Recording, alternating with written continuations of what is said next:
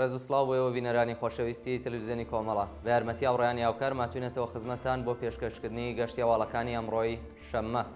سەرەتا سەردێڕی چەند هەواڵ.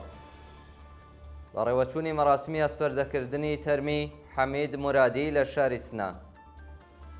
چالاکی ژینگە دۆستانی سەقز بۆ پاراستنی نەمامەچێندراوەکانی سەرچنار. سەردانی بریندارەکانی ئاگرکەوتنەوە لە ئاویەر لەلایەن وریا غەفوری. یان لە دەستدان و برینداربوونی دوو کۆڵبەر لە سنوورەکانی بانە و مەریوان. کوژران و برینداربوونی سێ چەکداری سپا لە ناوچەی سەردەشت.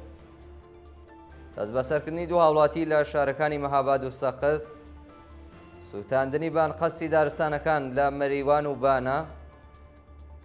برینداربوونی حەوت کرێکار بەهۆی تەقینەوە لە باکووری کوردستان و هێرشی جەیش العادل بۆ سەر دادگۆستەری زاهدان.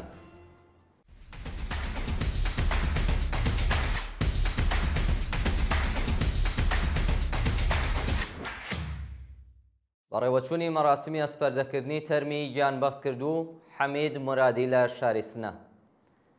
ڕۆژی هەینی سەی گەلاوێژ 1404 هەتاوی ڕێوڕەسمی بە خاکسپاردنی گیانبەختکردو حەمید مورادی چالاکی ژینگە پارێز و بەڕێوەبەری ئەنجومەنی ژینگە پارێزی شنەی نۆژینی کوردستان بە ئامادەبوونی بەرینی خەڵک لە گۆڕستانی بەهشتی محەممەدی سنە بەڕێوەچوو.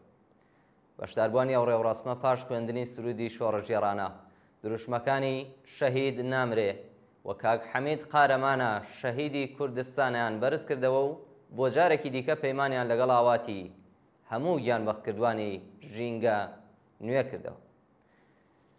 حەمید مورادی لە چالاکانی ژینگەی شاری سنە و پارێزەرانی خۆشناوی دادگۆستەری بوو کە لە ڕووداوی ئاگرکەوتنەوە لە چیای ئاویەر هاوڕێ لەگەڵ پێنج چالاکی دیکە بە سەختی بریندار بوو. بەیانی ڕۆژی هەینی ئەو تێکۆشەرە مەدەنیە بەهۆی سەختی برینەکانیەوە لە نەخۆشخانەی کەوسەری سنە گیانی لەدەستا و تەرمەکەی لەلایەن خەڵکی ئازادی خوازی ئەو شارەوە ئەسپەردەی خاکرا. چالاکی ژینگە دۆستانی سەقز بۆ پاراستنی نەمامەچێندراوەکانی سەرچنار. ڕۆژی هەینی سەی گەلاوێژ ئەندامانی ئەنجومەنی ژینگە پارێزی ژیانی سەوزی سەقز لە هەڵمەتێکداوێ ڕێزلێنان لە یادی حەمید مورادی نەمامە تازە چێندراوەکانی دەوروبەری ئەو شارەیان ئاویاری کرد. بەشداربووانی ئەو چالاکی ڕێزیان لە یادی کاک حەمید گرت و هیوای چاکبوونەوەیان بۆ بریندارەکانی ئاگرکەوتنەوە لە چیای ئاویەر خواست. ژینگە دۆستانی سەقزی بە ئاودانی دار و نەمامەکانی سەرچنار بۆ جارێکی دیکە پەیمانیان لەگەڵ ئاواتی هەموو گیانبەختکردوانی ڕێبازی پاراستنی ژینگە نوێ کردەوە. سەردانی بریندارەکانی ئاگرکەوتنەوە لە ئاویەر لەلایەن وریا غەفوری. ڕۆژی هەینی وریا غەفوری وەرزشوانی خۆشناوی کوردستان سەردانی بنەماڵەی بریندارانی ئاگرکەوتنەوەی لە چیای ئاویەر کرد و هیوای چاکبوونەوەی بۆیان خواست. بە پێو دیمەنانەی لە تۆڕە کۆمەڵایەتیەکان بڵاوکراوەتەوە وریا غەفوری لە دیدار لەگەڵ بنەماڵەی بریندارەکانی شاری سنە هاوخەمی خۆی دەربڕیوە و هیوای ساخبوونەوەی بۆیان خواستووە. هەروە جێگای ئاماژەیە کە ڕۆژی پێنجشەممە 6 چالاکی ژینگەی شاری سنە بەناوەکانی حەمید مورادی، خەبات ئەمینی، موحسن حسێن پەناهی، چیاکۆ یوسفی نژاد، مستەفا هەژیر و ئاریا سەلیمی لە کاتی دامرکانەوەی ئاگری چیای ئاویەر بە سەختی بریندار و ڕۆژی هەینی حەمید مورادی بەهۆی قورسی برینەکانیەوە گیانی بەخت کرد.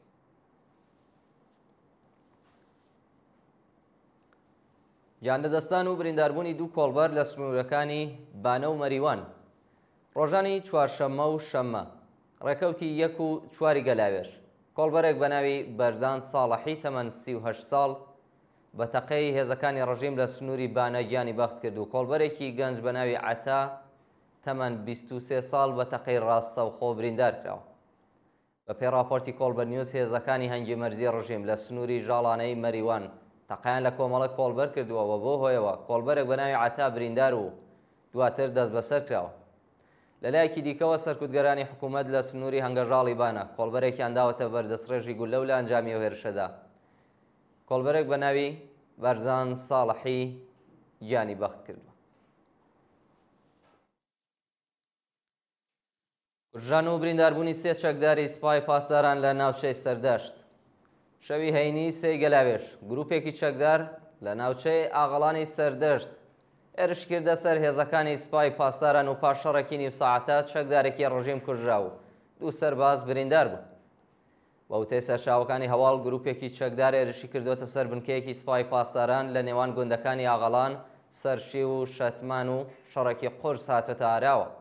لە ئاکامی ئەو پێکدادانانەدا کادرێکی سوپای پاسداران بە ناوی مەیسەم کەبیری کوژرا و دوو سەربازی دیکە بریندار بوون.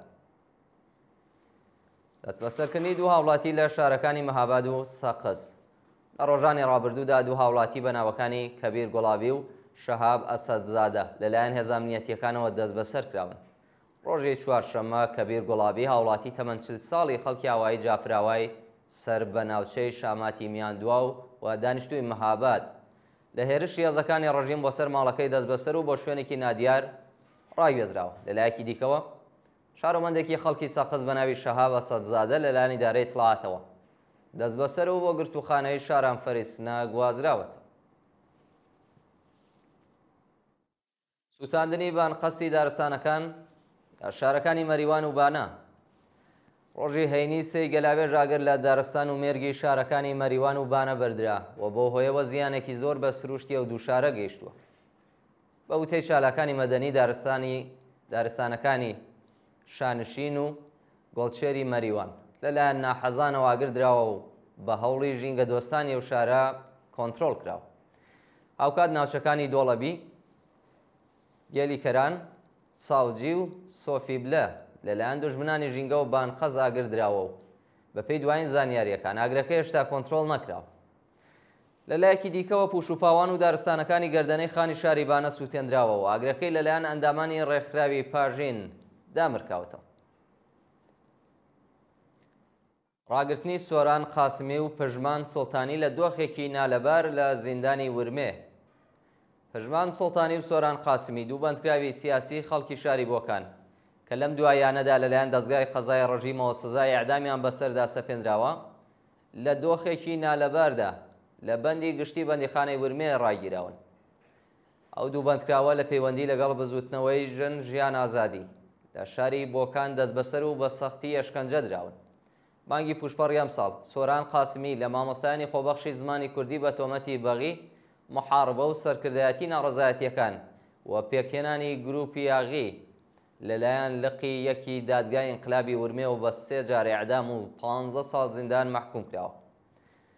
هەروەها پژمان سوڵتانی لەلایەن هەمان دادگا بە تۆمەتی بەغی و محاربە بە 2 جار ئیعدام و 15 ساڵ زیندان سزا دراوە. برینداربوونی 7 کرێکار بەهۆی تەقینەوە لە باکووری کوردستان. ڕۆژی هەینی بەهۆی تەقینەوە لە کێڵگەی نەوتی ئۆستەپا لە جادەی نێوان ئامەد و ئێلح 7 کرێکار بریندار بوون.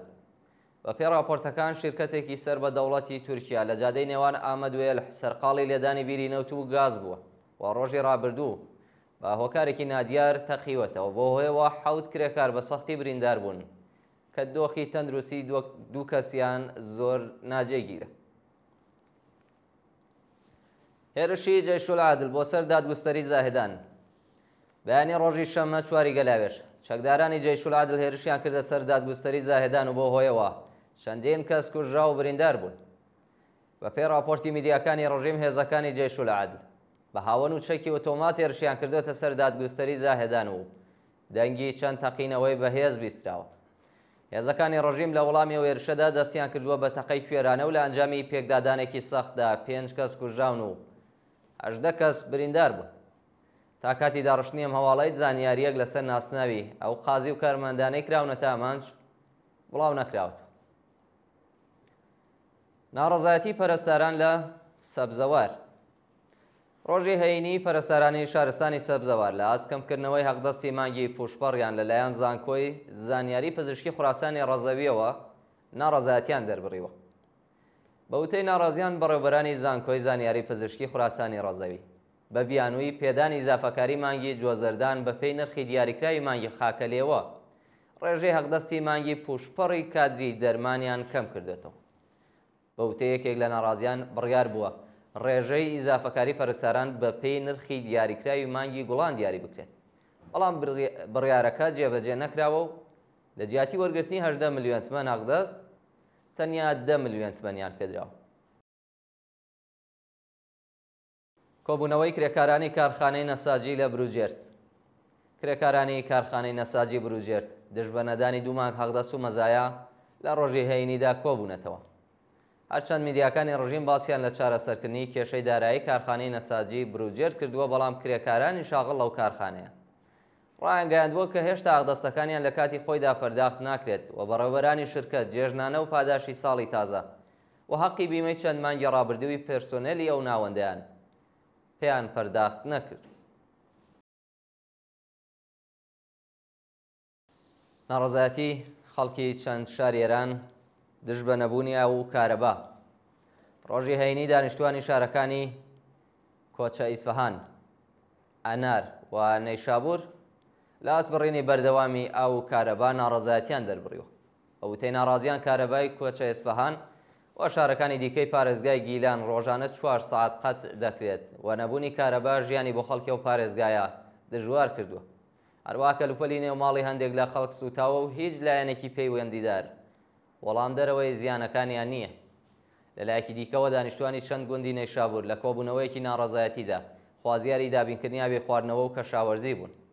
هەروەها ناڕازیان ڕایانگەیاندووە کە بەهۆی بڕینی ئاو بەرهەمە کشت و کاڵی واژەڵەکانیان لە ناوچووە و داوای قەرەبووکردنەوەی زیانەکانیان دەکەن.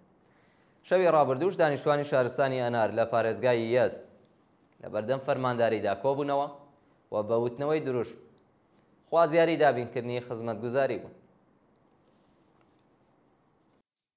و دوایین هەواڵمان سەبارەتە بە کوژرانی 11 شارۆمەندی بەلوچ لە هێرشی هێزە ئینتزامیەکان لە ئیسفەهان. ڕۆژی هەینی سێی گەلاوێژ هێزە ئینتزامیەکانی ئیسفەهان هێرشیان کردوتە سەر کۆمەڵێک ئۆتۆمبیلی شارۆمەندانی بەلوچ و لە وێرشەدا 11 کەسیان بە تەقەی ڕاستەوخۆ کوشتووە. بە پێی راپۆرتی حاڵوەش هێزە ئینتزامیەکانی ئیسفەهان لە یەکێک لە مێحوارەکانی ئەوستانە بۆسەیان بۆ ژمارەیەک ئۆتۆمبیلی شارۆمەندانی بەلوچستانەوە و بە دوای تێکەڵچوونێکی چەکداری 11 کەسیان کوشتووە. ڕۆژی ڕابردوو میدیاکانی ڕژیم ڕایانگەیاند کە شەڕ لە نێوان هێزەکانی فەراجا و قاچاقچیانی مادەی هۆشبەر ڕوویداوە، بەڵام هیچ ئاماژەیەکیان بە ناوی قوربانیان نەکرد. بینەرانی خۆشەویست، گەشتی هەواڵەکانی ئەمڕۆتان پێشکەش کرا. کات و ساتێکی خۆش بۆ هەموو لایەک.